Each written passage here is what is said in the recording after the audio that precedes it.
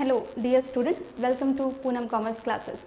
तो आज की क्लास में बीकॉम सेमेस्टर 1 जो कि है हमारा फिनेंशियल अकाउंटिंग, जिसमें हमने पहले डिस्कस कर लिया, प्रीवियस की क्लासेस में डिस्कस कर लिया है कि अकाउंटिंग क्या है, अकाउंटिंग के प्रोसेस क्या है, लेखांकन क्या है, उसकी क्या क्या प्रक्रिया है, ठीक है, और क्या क्या उद्देश्य है, what are the objectives of accounting, accounting का क्या क्या उद्देश्य है, ये भी हमने क्या किया है प्रीवियस की क्लास में सारा कुछ डिस्कस कर लिया है। तो आज की क्लास में हम क्या डिस्कस करेंगे, इंपॉर्टेंस ऑफ अकाउंटिंग, लेखांकन का महत्व, ठीक है। तो आज की क्लास में हम डिस्कस करेंगे कि हमारी बिजनेस के लिए या हमारी कंपनी के लिए लेखांकन क्यों इतना ज़रूरी है, क्यों उसका महत्व है, क्या अगर लेखांकन नहीं किया जाए तो क्या हमें कुछ कठिनाइयों का सामना करना पड़ सकता है या नहीं, है ना। ये सारा कुछ हम लोग आज इन डिटेल में क्या करेंगे, डिस्कशन करके देखेंगे कि क्यों अकाउंटिंग जो है वो हमारे बिजनेस में या हमारे कंपनी में क्या करता है, एक इम्पॉर्टेंट रोल प्ले करता है, बहुत ही महत्व रखता है, या इसके जो अकाउंटिंग है, लेखांकन है, इसके क्या क्या लाभ है, ठीक है,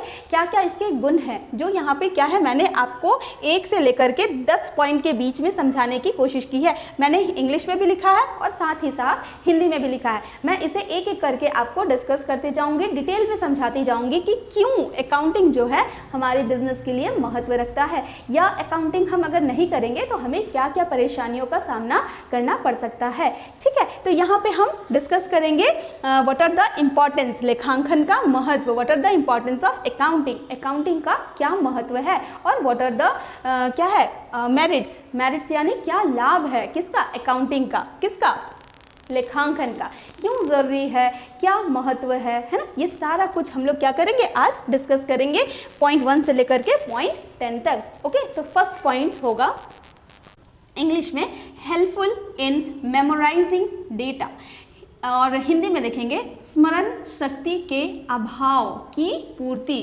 तो यहाँ पे सबसे पहले हेल्पफुल इन मेमोराइजिंग डेटा, जब भी हम लेखांकन करते हैं तो लेखांकन में क्या प्रोसेस था, सबसे पहले हम क्या करते थे, डेटा को रिकॉर्ड करते थे। रिकॉर्ड किसके माध्यम से करते थे, जर्नल के माध्यम से करते थे, जहाँ पे जितने भी activities, day to day activities हमने किया है, वेरियस तरह के एक्टिविटीज़ किया है, या तो खरीदी है सामान, या तो बेची है सामान, है ना, या लोन लिया है, ये जितनी भी एक्टिविटीज़ है सारे का हम क्या करते थे, रिकॉर्ड करते थे, एक सिस्टमैटिक रिकॉर्ड करते थे। तो मैंने आपको जैसे बताया है कि प्रॉफिट एंड लॉस ये पूरे 1 साल पर कैलकुलेट होता है। तो जब हम रिकॉर्ड करते हैं किसी डेटा को तो वो क्या होता है, हमारा डे टू डे की एक्टिविटी होती है। तो मान लीजिए कि हमने कोई भी बिजनेस स्टार्ट किया है 1 अप्रैल को, अब ये 31 मार्च में जा कर के क्लोज होगा, सब चीज़ कैलकुलेट होगा। तो क्या हम अगर लिख करके नहीं रखेंगे कि हमने 1 अप्रैल को क्या डेटा यूज़ किया था, क्या ट्रांजेक्शन किया था, अगर हम इसको रिकॉर्ड को मेंटेन करके नहीं रखेंगे तो क्या हम सही तरीके से अपना बिजनेस के प्रॉफिट एंड लॉस को कैलकुलेट कर पाएंगे? तो इसका जवाब होगा बिल्कुल नहीं। इसीलिए हमें अकाउंटिंग का बहुत ज़रूरी है, लेखांकन करना बहुत ज़रूरी है। क्यों? क्योंकि ये हमें मदद करता है मेमोराइजिंग, किसी भी डेटा, है ना, किसी भी डेटा को क्या करने में, मेमोराइज करने में, याद रखने में, क्योंकि हमने उसका एक पर्टिकुलर क्या बना लिया है, एक रिकॉर्ड बना लिया है जर्नल के माध्यम से, जर्नल के माध्यम से हमने उसे पूरा रिकॉर्ड कर रखा है। तो ये हमारी किस शक्ति को बढ़ा देता है, स्मरण शक्ति को, ठीक है, यानी कि याद रखने वाली शक्ति को ये क्या कर देता है, बढ़ा देता है। हमें अगर पीछे के 1 साल पहले के भी डेटा को देखना पड़ेगा तो हम उस रिकॉर्ड को निकाल करके देख सकते हैं और सही सही से क्या कर सकते हैं, सारे चीज़ों का मूल्यांकन कर सकते हैं, ठीक है। तो पहला महत्व क्या है, क्या महत्व है लेखांकन का, अकाउंटिंग का? सबसे पहला महत्व है हेल्पफुल इन मेमोराइजिंग डेटा, स्मरण शक्ति के अभाव की पूर्ति, यानी कि जो कुछ हम भूल जाते हैं, भूल सकते हैं, उसे अकाउंटिंग यानी लेखांकन की मदद से अब हम क्या कर सकते हैं, उस चीज़ को अपने दिमाग में और याद रख सकते हैं। कैसे? जर्नल के माध्यम से, क्योंकि हमने डे टू डे के एक्टिविटीज़ को रिकॉर्ड कर रखा है। जब भी हमें ज़रूरत पड़ेगी हम उसे ओपन अप करके देख सकते हैं कि क्या हमने इस डेट पे क्या ट्रांजेक्शन किया था। क्लियर है? नेक्स्ट पॉइंट देखेंगे, नॉलेज, ठीक है, knowledge of information related to business, Hindi में है व्यवसाय से संबंधित सूचनाओं का ज्ञान होना। अब जब हम लेखांकन करते हैं तो ये हमें क्या बताता है, बहुत सारे इंफॉर्मेशन देता है, बहुत सारे सूचनाएं हमें क्या करता है, प्रदान करता है। किसके रिलेटेड, बिजनेस के रिलेटेड। किसके रिलेटेड, बिजनेस यानी कि व्यवसाय के रिलेटेड, कि हम क्या, हमारा एसेट्स कितना है, हमारा लाइबिलिटी कितना है, हमारा एसेट ज़्यादा है या हमारा लाइबिलिटी ज़्यादा है ना। तो यहाँ पे क्या है, हमें डिफरेंट तरह की सूचनाएं कौन प्रदान करता है, लेखांकन प्रदान करता है। कैसे, जब हम रिकॉर्ड करते हैं, लेजर बनाते हैं, तो यहाँ पे हमें बहुत सारे क्या इंफॉर्मेशन दिए जाते हैं कि हमारा एसेट्स की क्या हालत है, हमारा लाइबिलिटी का कैसा है, ज़्यादा है या कम है ना। उसके बाद हमारा प्रॉफिट हो रहा है हमारे बिजनेस को या लॉस हो रहा है। ये सारा कुछ, ये सारा इंफॉर्मेशन हमें किसके तहत मिलता है, अकाउंटिंग यानी कि लेखांकन के तहत मिलता है। अगर हम इस लेखांकन को स्किप कर दें, लेखांकन को हटा दें, तो हमारे लिए बहुत ज़्यादा मुश्किलें बढ़ जाएंगी। सारे एक साल के पीरियड में सारी चीज़ों को क्या करना, कैलकुलेट करना या इवैल्यूएशन करने में बहुत दिक्कतें आ जाएंगी। इसीलिए जो अकाउंटिंग है ये किया जाता है ताकि ये क्या करे, हमें इंफॉर्मेशन, जो नॉलेज दे, हमें इंफॉर्मेशन प्रोवाइड करे। किसके रिगार्डिंग, बिजनेस के रिगार्डिंग, कि बिजनेस का स्टेटस कैसा है, प्रॉफिट में चल रहा है बिजनेस या फिर लॉस में चल रहा है बिजनेस। क्लियर है। अब थर्ड वन है आपका fair valuation of business, Hindi में है व्यापार का उचित मूल्यांकन। ठीक है, जो फेयर वैल्यूएशन ऑफ बिजनेस है, जब भी मान लीजिए कि अगर हमारा बिजनेस है, ठीक है, अगर हमें अपने बिजनेस को क्या करना है, डिसॉल्व करना है, हमें बिजनेस को ख़त्म करना है ना, या वाइंड अप करना है, या किसी और बिजनेस के साथ मर्ज करना है, ठीक है, या फिर हायर एंड परचेज के अकॉर्डिंग काम करना है, तो बहुत डिफरेंट तरीके से बिजनेस को हम क्या कर सकते हैं, रन कर सकते हैं।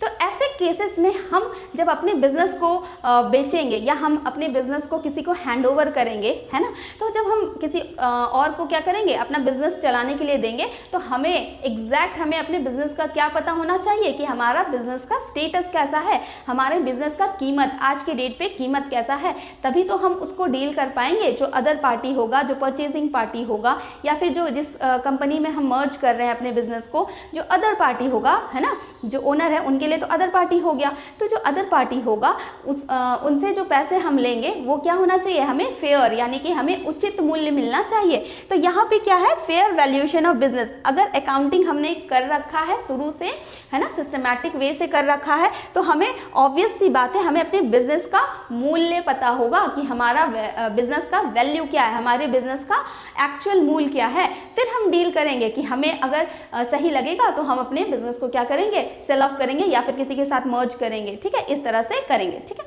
तो यहाँ पे ये हमें क्या देता है, बिजनेस का वैल्यू बताता है कि बिजनेस की कितनी वैल्यू है, बिजनेस का कितना गुडविल है, सारा कुछ कैलकुलेट करके हमें कौन बताता है, लेखांकन, अकाउंटिंग बताता है। ठीक है, फोर्थ वन है evidences in front of court, न्यायालय में प्रमाण। ठीक है, तो यहाँ पे क्या है, evidences in front of court, जैसे कि टू पार्टीज है, दो पार्टीज ने मिलकर के किसी बिजनेस को या फिर कंपनी को क्या किया है, स्टार्ट किया है। अब इसमें क्या होता है, यहाँ पे एक रिटन डॉक्यूमेंट्स यानी रिटन एविडेंसेस होती है, कौन से पार्टीज है, कौन से पार्टीज नहीं है। जैसे कि आप लोगों को पता ही होगा, जब भी कंपनी रजिस्टर्ड होती है तो उनके मेन डॉक्यूमेंट्स में क्या आता है, टू चीजेज आती हैं, एक होता है मेमोरेंडम ऑफ एसोसिएशन और एक होता है आर्टिकल ऑफ एसोसिएशन। तो जो मेमोरेंडम ऑफ एसोसिएशन होता है, तो उसमें बिजनेस का जितने भी डिटेल्स है वो सारे उसमें क्या किए जाते हैं, फिल किए जाते हैं। जैसे कि कौन ओनर है, उनका एड्रेस क्या है, सारा कुछ, सारा डिटेल, बिजनेस क्या है, बिजनेस किससे रिलेटेड है ना, बिजनेस का नेचर क्या है, सारा कुछ क्या है उसमें मेंशन किया रहता है।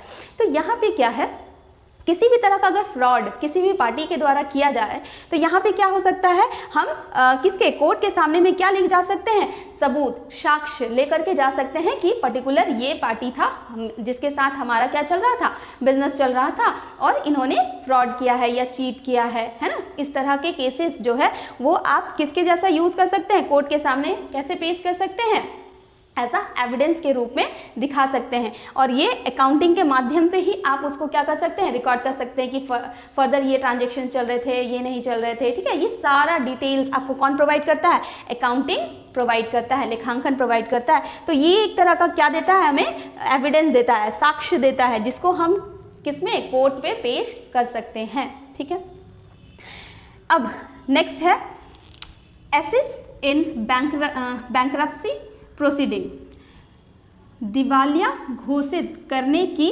कार्रवाई में सहायक। तो यहाँ पे है एसेट्स इन बैंक्रप्सी प्रोसीडिंग। जब भी आप लोगों को पता होगा गार्नर वर्सेस मरे रूल में क्या होता था कि जब भी कोई पर्सन उसकी क्षमता है ही नहीं, है ना, उसकी क्षमता है ही नहीं लाइबिलिटीज़ की भुगतान करने की, तो ऐसे पर्सन्स को क्या डिक्लेयर कर दिया जाता है, दिवालिया, यानी कि इंसॉल्वेंट घोषित कर दिया जाता है। ठीक है, अब इंसॉल्वेंट जब घोषित हो जाएगा तो उसकी जो बकाया राशि है, जो बकाया अमाउंट है, वो कौन पे करेंगे, जो वहाँ के एग्जिस्टिंग पार्टनर्स होंगे, जो वहाँ पे और पार्टनर्स होंगे वो पे करेंगे। ठीक है, तो ये क्या करता है, जब भी कोई दिवालिया घोषित हो जाता है तो उसकी कार्रवाई में क्या होता है, लेखांकन अपना रोल प्ले करती है कि कैसे चल रहा था, क्या प्रॉफिट चल रहा था, कैसे बटेगा, पार्टनर्स में कैसे अमाउंट का क्या होगा, डिवीजन होगा, है ना। तो ये सारा कुछ किसके अंडर आ जाता है, एसेट्स इन बैंक्रप्सी प्रोसीडिंग। दिवालिया जब भी घोषित होता है तो उसके कार्रवाई में सहायक होता है, क्योंकि अकाउंटिंग जो है वो हमें बताता है कि ये फलना बिजनेस प्रॉफिट में चल रहा था, नहीं लॉस में चल रहा था, इसकी वजह से इंसॉल्वेंट है, तो उसका जो डिवीज़न होगा, जो अमाउंट का डिवीज़न होगा वो कितने का होगा, है ना। तो ये क्या करता है, ये अकाउंटिंग वो क्या सहायक होता है, किसमें, बैंक्रप्सी प्रोसीडिंग्स में। नेक्स्ट हम देखेंगे helpful in valuation of tax, यानी कि कर निर्धारण में सहायक। अब यहाँ पे देखिए, एक इंडिविजुअल को और एक कॉरपोरेट को, यानी कि बिजनेसेस को भी क्या करना पड़ता है, टैक्स पे करना पड़ता है। तो यहाँ पे क्या है, ये जो अकाउंटिंग है ये किस में हेल्प करता है, वैल्यूएशन ऑफ टैक्स। टैक्स का जो वैल्यू है उसको कैलकुलेट करने में अकाउंटिंग का बहुत बड़ा क्या है, रोल है ना। जब भी हम टैक्स कैलकुलेट करते हैं कि how much we have to pay, हमें कितना पे करना है, कितना पे नहीं करना है, ये सारा कैलकुलेशन अमाउंट किसके बेस पे करेंगे, हम अकाउंटिंग के बेस में करेंगे, लेखांकन के बेस पे ही, है ना। लेखांकन जो हमने रिकॉर्ड्स किया है डेटा, अपने डेटा के बेस पे ही हम क्या करते हैं, वैल्यूएशन करते हैं, किसका, टैक्स का, कि हमें कितना टैक्स पे करना है असेसमेंट ईयर के लिए, है ना, कितना हमें टैक्स पे करना है। तो जो अकाउंटिंग है वो किसमें हेल्प करता है, हमारे वैल्यूएशन ऑफ टैक्स, कर निर्धारण में, यानी कितना टैक्स हमें पे करना है, कितना टैक्स हमें पे नहीं करना है, इस चीज़ का मूल्यांकन किसके माध्यम से किया जाता है, अकाउंटिंग के माध्यम से किया जाता है। उसके बाद है हेल्पफुल इन एडवांसिंग लोन, ऋण लेने में सहायक। अब देखें ये क्या है, जब अकाउंटिंग करते हैं तो हमारे पास क्या होता है, हमारे पूरे बिजनेस का डाटा होता है, हमारे पास पूरे बिजनेस का इंफॉर्मेशन होता है ना, सारा डेटा होता है, सारा इन्फॉर्मेशन हमारे पास होता है।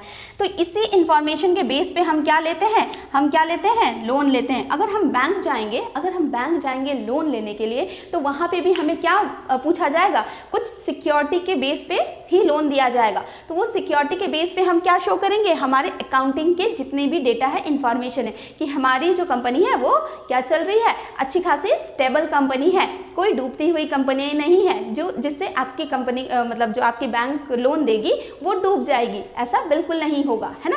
यानी कि अकाउंटिंग के मदद से, अकाउंटिंग यानी जितने इन्फॉर्मेशन है, डेटा है, उसके माध्यम से हम बैंक लोन को क्या कर सकते हैं, एक्वायर कर सकते हैं, सामने वाले पार्टी को ये शो कर सकते हैं कि हमारी फाइनेंशियल पोजीशन क्या है, स्टेबल है, और हम भी क्या है, आपको इंटरेस्ट देने में सक्षम है। ठीक है, तो ये सारा कुछ कैसे प्रूव होगा, हमारे अकाउंटिंग के जितने भी डेटा रिकॉर्ड्स हैं उसके अकॉर्डिंग होगा। तो यहाँ पे ये क्या करता है, हमें लोन लेने में, ऋण लेने में सहायक होता है। इससे हमें पता चलता है हमारी बिजनेस की फाइनेंशियल पोजीशन कैसी है। अगर अच्छी होगी तभी सामने वाला व्यक्ति तैयार होगा लोन देने के लिए, अगर अच्छी नहीं होगी सामने वाला व्यक्ति कभी भी लोन देने को तैयार नहीं होंगे। ठीक है, उसके बाद है कॉम्परेटिव एनालिसिस, तुलनात्मक अध्ययन करने में। जब भी हम अपने बिजनेस के लिए, अपनी कंपनी के लिए कोई भी महत्वपूर्ण डिसीजन लेते हैं, फ्यूचर डिसीजन लेते हैं, या कुछ भी चीज़ न्यू टेक्नोलॉजीज, मॉडर्न टूल्स उनको इम्प्लीमेंट करते हैं, तो सबसे पहले हम क्या करते हैं, एनालिसिस करते हैं, यानी कि विश्लेषण करते हैं। और वो विश्लेषण कैसा होता है, कॉम्परेटिव होता है। कैसा होता है, तुलनात्मक होता है। यानी हम प्रीवियस डेटा को क्या करते हैं, प्रीवियस डेटा से कंपेयर करके देखते हैं, आज के प्रेजेंट डेटा को कंपेयर करके देखते हैं कि हमें प्रॉफिट होगा या लॉस होगा। क्योंकि आप कभी भी देखिएगा कोई बिजनेस में, किसी भी बिजनेस में प्रॉफिट 100% गारंटी के साथ कोई नहीं कह सकता, क्योंकि हमेशा जो आपका फ्यूचर है वो अनप्रिडिक्टेबल है, यानी कि उसका कोई भी पहले से भविष्यवाणी नहीं कर सकता। सिर्फ और सिर्फ बिजनेस किस पे चलती है? प्रोबेबिलिटी पे, हाँ या फिर ना पे। ऐसा हो भी सकता है, ऐसा नहीं भी हो सकता है। किसी भी चीज की सियोरिटी फ्यूचर में कोई नहीं दे सकता कि फ्यूचर में क्या होगा क्या नहीं होगा, ठीक है। तो यहाँ पे क्या करती है कंपनी? कॉम्परेटिव एनालिसिस करती है, तुलनात्मक अध्ययन करती है, क्योंकि हमारा अकाउंटिंग के तहत हमारे पास बहुत सारे डेटा होंगे, प्रीवियस ईयर के होंगे, उसके प्रीवियस ईयर के होंगे।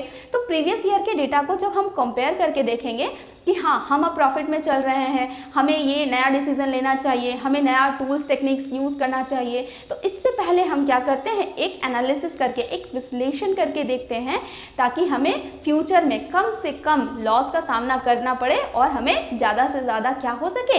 प्रॉफिट हो सके। क्लियर? नेक्स्ट है नॉलेज ऑफ इंपॉर्टेंट फैक्ट्स, महत्वपूर्ण सूचनाओं का ज्ञान, ठीक है। नॉलेज ऑफ इंपॉर्टेंट फैक्ट्स, यहाँ पे क्या है? आपको नॉलेज देता है कौन? अकाउंटिंग। जो लेखांकन है वो हमें क्या देता है? नॉलेज देता है, इंफॉर्मेशन देता है। किसके रिगार्डिंग इंफॉर्मेशन देता है? कि हमारे बिजनेस में क्या चीज़ की रिक्वायरमेंट है। जैसे हमारा स्टॉक कितना है, हमारा क्रेडिटर्स कितना है, लेनदार कितने हैं, देनदार कितने हैं, है ना, हमें कितना इंटरेस्ट पे करना है, हमारा स्टॉक जो है अंडर वैल्यूड तो नहीं है, ओवर वैल्यूड तो नहीं है। इन सारे चीज़ों का कौन देता है? इंफॉर्मेशन अकाउंटिंग के द्वारा दिया जाता है। नॉलेज ऑफ इंपॉर्टेंट फैक्ट्स यानी डिफरेंट फैक्ट, जैसे स्टॉक के बारे में, क्रेडिटर्स के बारे में, डेटर्स के बारे में, है ना, डेटर्स से हमें कितना पैसा लेना, मतलब किसी से कितना पैसा लेना है ना। क्रेडिटर्स यानी कि हमने जिससे पैसा लिया है हमको उनको इंटरेस्ट पे करना है टाइम टू टाइम। ये सारा नॉलेज हमें कौन देता है? अकाउंटिंग बताता है। जो हमारा स्टॉक है, जो हमारा इन्वेंट्री है, ठीक है, वो ओवर वैल्यूड तो नहीं हो गया, वो अंडर वैल्यूड तो नहीं हो गया, ठीक है। इन सारे चीज़ों का इंफॉर्मेशन हमें कौन देता है? नॉलेज ऑफ इंपॉर्टेंट फैक्ट्स कौन देता है? अकाउंटिंग देता है। इसीलिए अकाउंटिंग का महत्व बहुत ज़्यादा है किसी भी बिजनेस या फिर किसी भी ऑर्गेनाइजेशन के लिए। लास्ट वन है बेनिफिट टू डिफरेंट पार्टीज, विभिन्न पक्षकारों को लाभ। विभिन्न पक्षकारों को लाभ का कहने से ये तात्पर्य है, जैसे कि हम क्या करते हैं, लास्ट में हम क्या करते हैं, जो फाइनेंशियल ईयर जब खत्म होता है तो हम क्या बनाते हैं? अपना एक बैलेंस शीट और पीएल अकाउंट और उसके बाद बैलेंस शीट बनाते हैं। तो यहाँ पे हमें पता चल जाता है कि हमारा एसेट्स कितना है और हमारा लाइबिलिटीज कितना है। यानी कि ओवरऑल देखें तो हमारे बिजनेस की फाइनेंशियल पोजीशन या फाइनेंशियल कंडीशन कैसी है, ये हमें क्या हो जाता है? पता चल जाता है। अब इसी फाइनेंशियल पोजीशन या कंडीशंस को किसी अदर पार्टीज को दिखा करके हम क्या लें उनसे? अपने बिजनेस में, अपनी कंपनी में डिफरेंट इन्वेस्टमेंट करवाएं, ठीक है। तो इससे क्या होता है? हमें बेनिफिट्स होते हैं, हमें भी बेनिफिट्स होते हैं और बेनिफिट्स टू डिफरेंट पार्टीज। और किसे पार्टीज? डिफरेंट पार्टीज को, क्योंकि ये लोग क्या करते हैं? हमारी कंपनी में ये क्या करेंगे? इन्वेस्ट करेंगे और रिटर्न में इन्हें क्या मिलेगा? इंटरेस्ट मिलेगा, है ना। ये कंपनी में इन्वेस्ट करेंगे और इन्हें रिटर्न में इंटरेस्ट मिलेगा। तो ये क्या बेनिफिट हो गया? पार्टीज को क्या का बेनिफिट हो गया? इंटरेस्ट का बेनिफिट हो गया। ये करेंगे इन्वेस्ट और इन्हें मिलेगा इंटरेस्ट, ठीक है। तो जो अकाउंटिंग है, अकाउंटिंग के तहत जो हमारा पीएल बनता है और बैलेंस शीट बनता है, उसके तहत क्या होता है? विभिन्न पक्षकारों को भी लाभ होता है। उन्हें ये जानने में सुविधा होती है कि हम पैसे कहाँ लगा रहे हैं, कहीं हमारे पैसे डूब तो नहीं जाएंगे, या हमें प्रॉफिट्स ही मिलेगा या हमें इंटरेस्ट ही मिलेगा, ठीक है। वो भी क्या करते हैं? किसी भी कंपनी या बिजनेस का फाइनेंशियल पोजीशन देखते हुए ही कहीं इन्वेस्ट करते हैं। वो लोग भी ऐसे इन्वेस्ट नहीं कर देते हैं। तो अकाउंटिंग जो है वो क्या करता है? एक इम्पॉर्टेंट रोल प्ले करता है ना। किसमें? लोन लेने में, उसके बाद बहुत सारे कार्यों में क्या करता है? इंपॉर्टेंट रोल प्ले करता है। तो यहाँ पे कुल हमने कितना 10 पॉइंट देखा, इंग्लिश में भी और हिंदी में भी। आई होप कि आप लोगों को इंपॉर्टेंस ऑफ अकाउंटिंग, लेखांकन का महत्व, ठीक है, ये क्लियर हो गया होगा कि क्या इंपॉर्टेंस है। विदाउट अकाउंटिंग हमारे बिजनेस में बहुत सारी क्या आ जाएंगी? कमियां आ जाएंगी। इसीलिए अकाउंटिंग जो है वो बहुत ही ज़रूरी है किसी भी बिजनेस या किसी भी ऑर्गेनाइजेशन के लिए करना, ठीक है।